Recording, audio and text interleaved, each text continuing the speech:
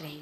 राधे राधे महाराज जी जी। चरण स्पर्श। मेरा क्वेश्चन ये था कि मतलब हम दूसरे धर्मों में देखते हैं, वहाँ में ना एक परंपरा होती है कि हफ्ते में महीने में वो एक जगह कोई एक उनका धर्मस्थल होता है जहाँ पे वो चार लोग इकट्ठा होकर एक दूसरे से मिलते हैं, वार्तालाप करते हैं, जिससे उनकी ना एकता बनी रहती है उनके में।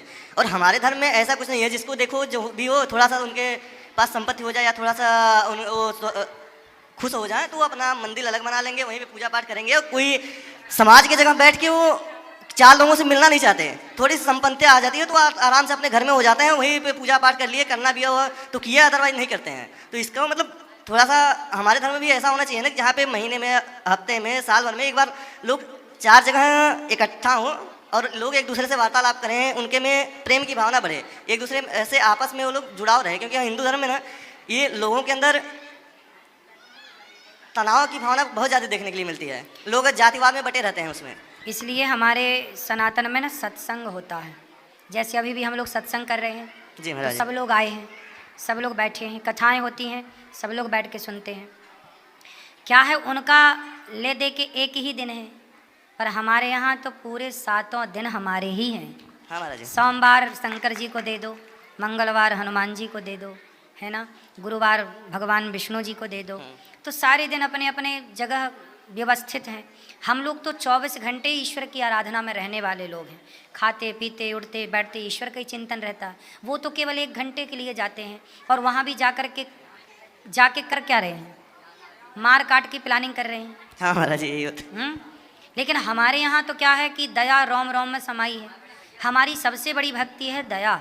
जी महाराज जी। लेकिन कई बार हमारी दया के कारण ही हम लोग 700 साल तक गुलाम रहे। यस। ये भी एक कटु सत्य है। हाँ। कि हमारी ज़रूरत से ज़्यादा दया ने हमारे जीवन में, हमारे देश को बड़ा नुकसान पहुंचाया।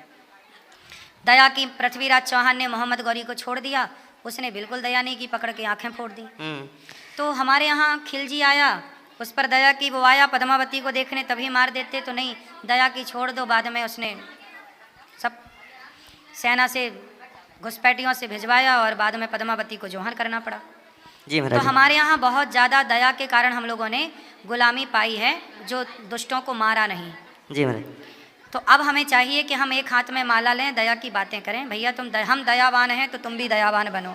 यदि तुम नहीं बन रहे हो दयावान, माला की बात भाषा और गीता की भाषा नहीं समझ रहे हो, तो फिर गांडीव भी निकालना पड़ेगा। जी महाराज जी। इसलिए हमारे यहाँ दोनों बातें हैं। अर्जुन गीता भी सुनते हैं और गांडीव भी चलाते हैं। जी महाराज। तो गीता भी सुनो और गांडीव भी चलाना सीखो। इस तरह से हमें करना है और हमारे सभी दिन हमारे हैं। हमारे यहाँ जो शिक्षा है ना, घर घर पढ़ो गीता, घर घर पढ़ो रामायण। आप अपने, हमारे यहाँ प्रत्येक पिता एक गुरु है, प्रत्येक माँ एक गुरु है। आप अपने बच्चों को गीता रामायण के संस्कार बचपन से डाल दो ना, तो उन्हें कहीं जाने की जरूरत नहीं है। जी महाराज जी। इसलिए घर घर होना चाहिए। जी महाराज जी। घर घर। माँ जीजाबाई ने शिवाजी तैयार कर दिया। माँ ने बच्चे को लोरी की जगह बढ़िया बहादुरी की बातें सुना सुना के तैयार कर दिया कि नहीं? जी महाराज जी। आप भी घर घर बच्चों को तैयार करिए। ठीक है, सत्संग से मंदिरों में तो हम लोग जुड़े ही हैं, लेकिन घर घर हमें बच्चों को तैयार करना चाहिए। धर्म, गीता और गांडीव दोनों की पढ़ाई बच्चों को पढ़ाना चाहिए। जी महाराज। बेटी झांसी की रानी बने, बेटा शिवाजी बने। बेटी को गीता का भी ज्ञान हो, धर्म का भी ज्ञान हो और तलवार का भी ज्ञान हो। जी महाराज।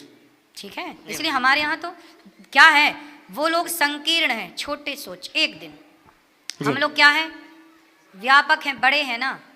हम लोग 7 दिन लेके चलते हैं, 12 महीने। हमारे भारत में जितने त्योहार सनातन में हैं, दीपावली हमारे यहाँ, होली हमारे यहाँ, दशहरा हमारे यहाँ, शिवरात्रि हमारे यहाँ, रामनवमी हमारे यहाँ, कृष्ण जन्माष्टमी, हर उत्सव देखिए हम सनातनी कितने धूमधाम से, जितने उत्सव हमारे यहाँ हैं, हर महीने की 2 एकादशी उत्सव की तरह गुजरती हैं।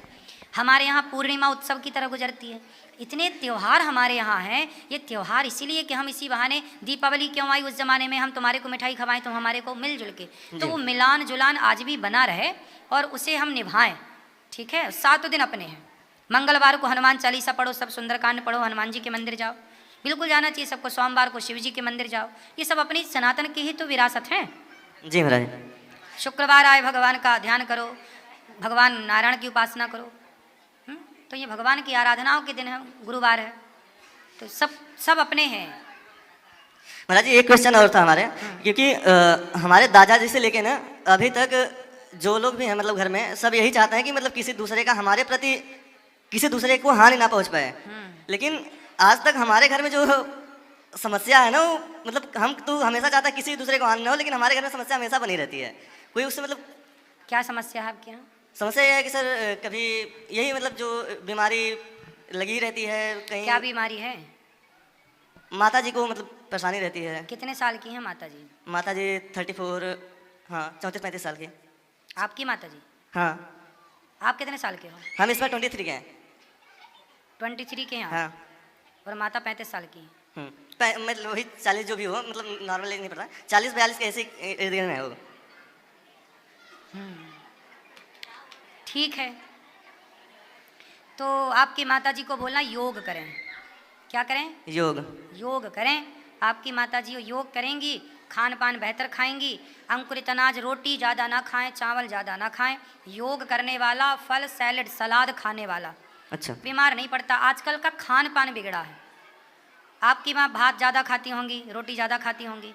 हाँ महाराज। उनसे बोलना रोटी चावल कम करो, दाल सब्जी ज़्यादा खाओ, और कच्चा ककड़ी, मूली, चुकंदर, गाजर, केला, सेब है ना इत्यादि, पपीता, फल और सलाद। यदि आधा पेट आपने सलाद और फल से भरा और आधा यदि दाल चावल से भरा तो आप लंबा जिएंगे स्वस्थ।